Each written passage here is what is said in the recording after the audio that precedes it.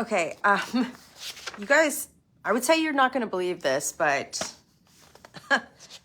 every day it seems to be worse than the next with the Liberal Party. So the Liberal Party's convention is happening in Ottawa this weekend, and they are debating a new policy proposal that, frankly, I think it puts Liberal censorship bills, C11 and C18, it makes those look like freedom of speech bills. I'm being sarcastic, but like this proposal is crazy. I'm going to read it to you. And this is from the Liberal Party's policy declaration that they're debating this weekend. It's online. It's this: be it resolved that the Liberal Party of Canada requests the government explore options to hold online information services accountable for the veracity of material published on their platform and to limit publication only to material whose sources can be traced. So I think what they're saying here is that any information that is posted online needs to be certified or something by the government. Like they're saying only to materials whose sources can be traced. It's like they're trying to say that anything that is posted online would have to be certified by the government. Now, today, it's not just me raising this. It's actually like columnists that wouldn't be considered conservative columnists like Paul Wells and Chantal Hebert. They've been talking about this today, and Paul Wells put a huge column out on it. I just want to emphasize that like what we're seeing with the Liberal Party of Canada with censorship, this is a pattern.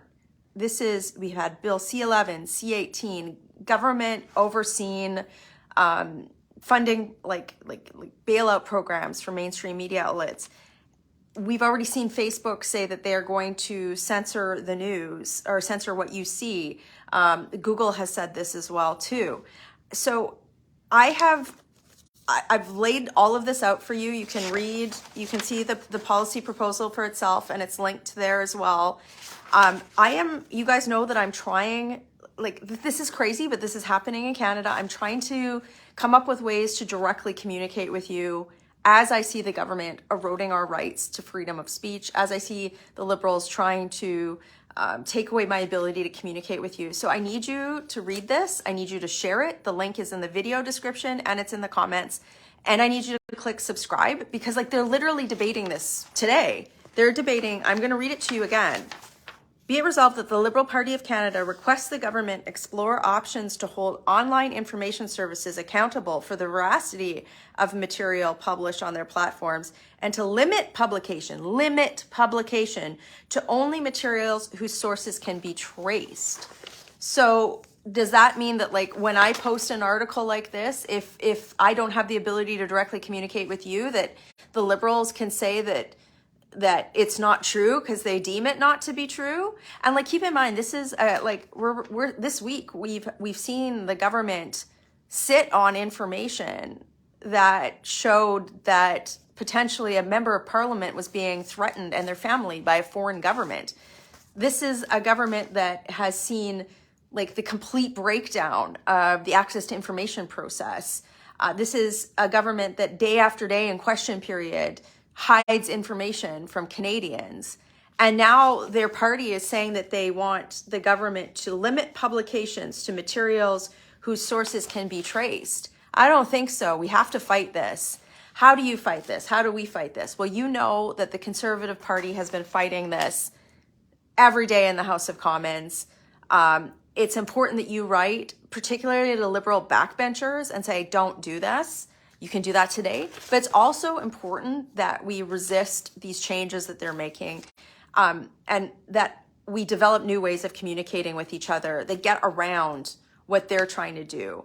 And that's why I write these articles for you, so that you can see these, I can directly communicate with you, and so that, you know, when they try to ramp up the censorship, that I can still let you know what's happening. So again, the link to this article, it's all the links to everything I've referenced is in this article. The link to this is in the video description and it's in the comments. I just need you to click subscribe. It's free. Then I can communicate with you and tell you what's going on here in Ottawa as Facebook and Google and other places, other platforms respond to these censorship bills by blocking the news, which is what they've said they're going to do. So I haven't seen this covered in the mainstream media yet. These columnists, Paul Wells wrote a long column about this today. The link's in this article as well too.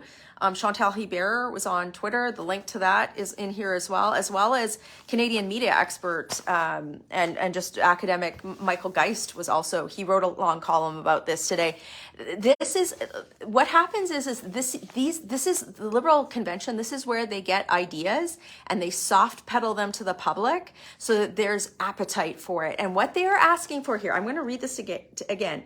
To limit publication to only materials whose sources can be traced, accountable for the veracity of material.